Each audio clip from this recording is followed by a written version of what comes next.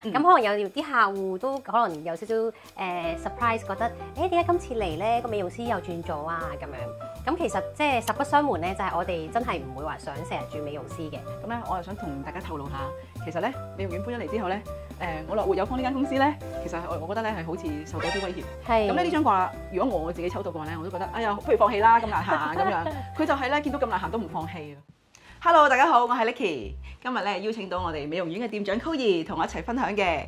咁咧之前大家有冇睇到啊？咁我公司咧樂活有方咧就已經8週年啦。咁8週年咧有好多產品啦、服務啦同埋課程嘅優惠喎。揾得阿 Coyi 啦，亦都順便講一講。咁我哋美容院咧都已經2週年咯喎。耶！係啦，我只不過其實真係時間過得好快，估唔到就已經2週年啦。即係我呢個人咧都估唔到已經30幾週年啦都。係啦，所以已經咁多週年啦。咁咧其實好多嘅嘢咧就係每一年咁樣累積嘅，每一年咁樣進步啦。我哋做人又係啦，好多嘅成長啊，好多嘅突破啦。咁阿 Coyi 咧其實佢就嚟咗幾個月啦。我覺得佢處理嘅事情啦，或者係將呢啲嘢去打造得好好啊咁樣。咁亦都佢本身咧係一個好積極啦、好正能量嘅人，所以同佢溝通啊、相處啊都係令人好舒服啊咁樣。但係咧，我哋喺美容店啦，又或者係我哋嘅一路嘅經歷成長裏邊咧，就少不免咧係會有啲挑戰嘅。係。你有冇遇到啲咩挑戰啊？喺呢段日子裏面。咁我相信喺呢段日子裏面咧，最大嘅挑戰咧係我哋美容師嘅人員嘅調整嘅，係啦。咁可能有啲客戶都可能有少少surprise， 覺得點解今次嚟咧個美容師又轉咗啊咁樣。咁其實即係實不相瞞咧，就係我哋真係唔會話想成日轉美容師嘅。咁亦都知道啦，嗰個美容師做開喎，咁都想嗰個美容師跟翻啦，係即係好明白嘅，係啦。咁其實一個人員嘅轉動咧，就好似拍拖咁樣，即係一齊拍拖，係揾另外一半。咁我哋當然係想長長久久啦，係啦。咁但係有陣時遇到一啲真係唔適合啊，或者我哋嘗試過磨合過都唔適合嘅情況之下咧，咁就唯有要分開咁樣嘅。咁我哋喺揾一個合適嘅美容師當中咧，其實都有一定嘅挑戰，係在於咧，有一啲美容師可能佢經驗好豐富，咁但係佢有陣時咧又係可能恃住自己經驗太豐富啦，又有啲即係俗稱嘅老屎忽嘅行為啦咁樣，係啦。咁有一啲可能佢手勢都好好喎，咁但係可能因為我哋都比較推崇單次消費啊，唔會話俾太大嘅壓力俾啲客戶啊。咁佢有陣時太 aggressive 啦，咁我哋又即係好難拿捏嗰個中間位啦，係啦。咁甚至乎有一啲就係可能出現少少，可能唔係話咁符合嗰個行業嘅道德規範啊，即係我哋都會失望、好遺憾啊。咁但係即係始終一個人員嘅調動咧，就係為咗尋找更加適合嘅人咯，一齊往住一個目標去到一齊合作咁樣咯。咁另外咧就係我哋美容院就搬咗過嚟我哋太子樂活有方呢度啦。咁搬過嚟之後有冇啲咩特別啊？你覺得？我覺得係有好多嘅好處嘅。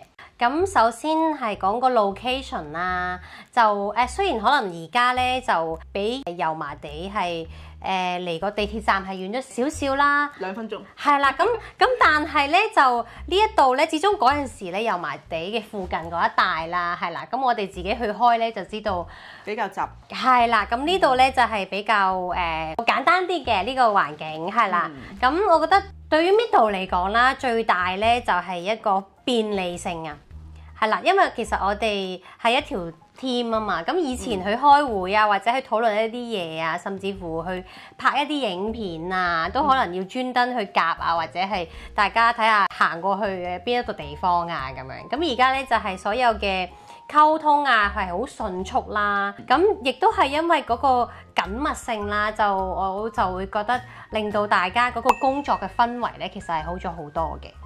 係啦。咁咧我又想同大家透露下，其實咧美容院搬咗嚟之後咧，我樂活有方呢間公司咧，其實我覺得咧係好似受到啲威脅。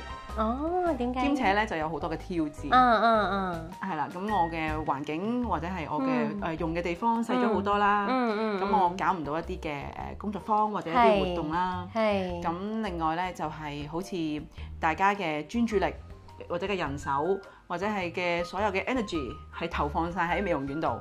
係我公司咧就會好似咧冇人去 take care 咁樣。哦，係。所以呢個咧就係我嘅挑戰咯。所以喺有一段時期，可能大家都會見到我少咗出片啦，或者係亦都少咗去揾唔同嘅導師啊，或者係啲專家啊去分享一啲嘢嘅。因為我自己咧都好似好需要一啲時間去重整。未來嘅路應該點樣走啦？尤其係我呢一年嚟講多咗個新角色啦，係做企業醫生啦。咁企業醫生呢個路上面咧，我又不斷係探索啦。係啦，咁跟住自己遇到問題咯喎。咁自己遇到問題係點樣解決咧？咁我都有用到去 TimeWaver，即係去幫我自己嘅公司去做一啲深度嘅調整。咁啊亦都察覺到一啲嘅問題。咁呢啲嘅問題就需要改變。咁其實經歷咗個零月啦，其實就再進展得好咗嘅。即係起碼有啲嘅事情我知道要放棄，有啲嘅事情需要去改善。亦都咧，你去幫手去經營美容院呢部分咧，我又可以借鏡咗啲嘢喎。即係我哋會重新請咗個嘅客服啦，去幫手去管理翻好以前一啲嘅資料。因為其實咧，我本身咧客戶好多嘅，就講呢個頻道講嘅 Hedi 機嘅客戶啦，都會有好多啦。咁另外咧就係有部分係以前嘅一啲數時刻嘅客戶啊，其實都係有幾千人嘅。咁呢幾千人咧就我哋冇好好去維護啦，或者係 connection 啦，因為人手不足啊。好似我自己咧呢幾年好似就係冇咗一啲系統去做嘢。喺個 TimeWaver 嘅諮詢裏面咧，都會覺得咦冇咗個系統，佢直接出咧好似冇一條脊骨咁樣。我唔知點解呢幾年我自己嘅生意業務裏面咧，就慢慢變成好似好散啊、好鬆散啊咁樣樣。咁透過咧個 TimeWaver 嘅諮詢啦，咁我了解到呢一點啦，我就要重新咧去拼合翻更有系統嘅做嘢嘅方式咁樣。係啦。所以其實咧聽落咧就係當我哋出現咗一個挑戰嘅時候，可能亦都係一個提醒我哋有一啲嘢係需要重整又好，或者係重新開始，再有一個再系統啲嘅方法去做嘢咁樣咯，係嘛？係啦咁樣。咁講到呢度啦，咁我之前咧有喺經營有道呢個 YouTube 度分享過我一啲做生意嘅經歷啦。咁曾經我做過女裝啦，亦都做過一啲手袋啊，即係有啲網店啊呢啲咁樣。後期咧即係大概都係啦，8年前就開始咗呢個樂活有方呢間公司嘅賣健康食品啊、儀器啊、用品啊咁樣。再後來咧就依家就開始咗探索企業醫生啦。咁喺企業嘅經營上面啦，其實無論咧係一個細嘅公司、一人嘅公司或者係多人嘅公司咧，咁經營企業咧真係唔容易嘅。亦都好多時咧，我哋嘅即係譬如我係老闆啦，咁老闆咧嘅諗嘢嘅方式啊，面對唔同處境嘅時候點樣處理咧，係直接影響到我哋公司嚟緊嘅發展啦。亦都喺依家大家都講緊個經濟唔係咁好啦，或者係好多環境上面嘅轉變啦，亦都出現咗 AI 啦。呢個 AI 嘅到嚟其實就係令到個時代更加翻天覆地咁轉變。咁面對呢啲轉變嘅時候咧，作為一個經營者、老闆，其實係面對更加多嘅挑戰。咁唔單止係平時個人嘅挑戰啦，咁如果係一個大環境嘅挑戰啦，甚至乎係一啲產業上面係可能係冇咗呢啲產業。呢啲產業係必須轉型嘅呢啲挑戰，取代咗。係啦咁樣。咁我過往啦都有做好多呢啲嘅企業諮詢啦，即係幫人哋去睇翻佢公司嘅問題啦。跟住到我自己嘅問題，我都深度去覺察到，原來係一個咁樣嘅狀態。咁點樣去改呢？原來亦都有出路嘅喎。即係有啲嘢可能會沒落咗，但亦都有一啲嘢呢，其實係進展緊，或者係你轉一轉彎，或者係你再去加啲嘢嘅時候，就會可以形成新嘅一個出路，可以繼續去前行㗎啦。咁樣無論係身體層面嘅，有啲朋友有病唔知點算，其實咧有好多嘅方式，好多嘅方法。我經營呢個頻道啦，其實都係想帶多啲嘅資訊咧俾大家，亦都唔係淨係有一啲坊間講嘅嘢啦，亦都係有一啲係我哋未必好認識嘅嘢。譬如我成日用到係量子啦，量子呢樣嘢咧喺技術層面其實一直應用緊嘅，只係咧好少咁有系統性去用，或者係好少咁普及咁樣。係啦。咁我最近咧亦都幫你做咗一個類似嘅諮詢啦，因為我哋係亦都有另一位美容師咧就離開咗，咁嗰位離開嘅美容師啦，就即將可能去第二度去開新店啦。咁亦都想帶走另一位我哋依家嘅在店嘅美容師添啦。係啦，咁突然之間可能咧我哋嘅人手上面咧會有一啲變動。咁呢個咧係突如其來一個挑戰啦。咁咧我就同你做咗一啲分析啦。亦都用到呢副牌啦，呢副易經塔羅牌咧，其實我學咗大概都差唔多5年啦。咁其實我係因為買 Healy 機嘅時候認識到咩叫易經，中國嘅一個咁源遠流長嘅文化，可以喺德國嘅量子嘅儀器上面有呢個易經，跟住我去探索啦。自此之後咧，好多嘅決策啊，或者係一啲嘅我要預測一啲事件啦，又或者係我要去做一啲佈局嘅時候，我就經常會用到啦。所以咧，我幫你做一個諮詢嘅時候咧，我都有用到呢副牌啦，亦都我會用到呢個 Time Waver Home 啦咁樣。咁我嗰日幫你做嘅時候咧，亦都幫你睇埋戀情嘅嘢喎。係啦。其實咧我就比較少接觸易經嘅，咁我就做完之後，我就覺得佢係好多啟發性嘅嘢㗎。即係譬如話，可能一開始就諗住一條問題啦，跟住抽啲牌出嚟啦。嗰啲牌咧好似係代表即係唔同嘅可能性啊咁樣嘅，係啦。咁好得意嘅就係可能你自己每一個人咧睇嗰張牌咧都唔同嘅喎，咁可能佢有少少反映到你當下嘅一啲嘅諗法啦，係啦。咁所以咧就總體嚟講咧，我係覺得佢係可以俾到好多嘅啟發俾我，去到探索一啲嘅方法又好啊，或者可能性啊，亦都係一個更加了解自己嘅一個過程咯，我覺得。冇錯冇錯。當你對自己越了解嘅話咧，你做嘅決定啊、決策啊，全部都會係向住對嘅方向。係啊，同埋咧佢係涉獵嘅範圍好廣啊，即係我意思係話佢好多唔同嘅層面都可以睇到啊！即係有陣時咧，可能我哋諗嘢咧會偏咗一邊，或者比較單一啲嘅。咁佢可以出到係好多唔同嘅可能性咯。冇錯。咁如果講戀情嗰部分咧，可唔可以講少少啊？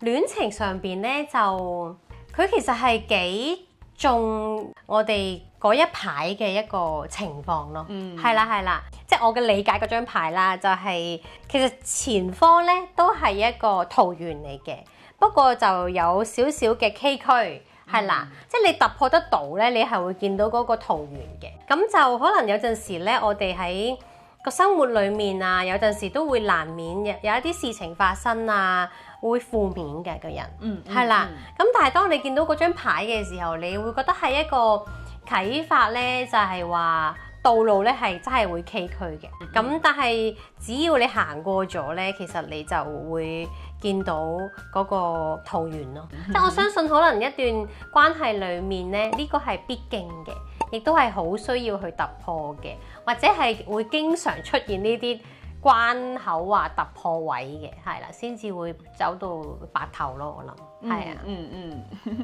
好得意啊！咁咧頭先阿 Chloe 咧講嗰張牌咧，咁就叫做咧蹇卦。呢個蹇卦咧就有個人好似斷咗腳咁樣啦，即係佢係行得好崎嶇嘅，要行上條山路咧，佢先翻到去屋企嗰度喎。咁樣咁咧呢張牌咧咁啱咧有個好特別，就係咧Ivan 咧求婚之前係抽到呢一張牌嘅。咁其實咧佢係勇往直前咯。咁所以咧佢真係求婚嘅時候咧，我就應承咗咯。咁佢個求婚過程係其實好搞笑嘅。有一日咧就我媽媽打電話俾我，就話聽日咧求婚咧我唔嚟啦咁樣樣喎。即係話踢爆咗啦。係啦，已經踢爆咗 Ivan 會求婚啦咁樣。咁咧我就當晚咧我就同阿 Ivan 講：喂，你唔使求啦。即係我覺得可能係時機唔適合或者點樣啦，你唔使求啦。咁我亦都知道咗啦。咁我話你唔使求啦。咁冇驚喜啦。係啦，跟住佢可能就抽咗呢張牌啦。咁佢係堅持喎。點知佢就係揾埋啲朋友啦，就係我去一個地方。咦，上去咁得意嘅一個地方，原來咧就係七師傅嘅佛堂嚟嘅。咁咧一上去一擰轉身，咦，就全班朋友咧就喺度恭喜緊我啦，咁樣就係拎住啲花咁樣送俾我啦。所以其實係好驚喜。跟住咧就應承咗啦。咁樣咁咧呢張卦，如果我自己抽到嘅話咧，我都覺得哎呀，不如放棄啦，咁難行咁樣。佢就係咧見到咁難行都唔放棄啊。所以我更加多一個呢個嘅感動位。明白。亦都我叫佢唔好噶啦嘛，亦都我媽已經踢爆咗噶啦嘛。所以其實佢係好 sure 嘅，係啊，係啦，好堅定嘅。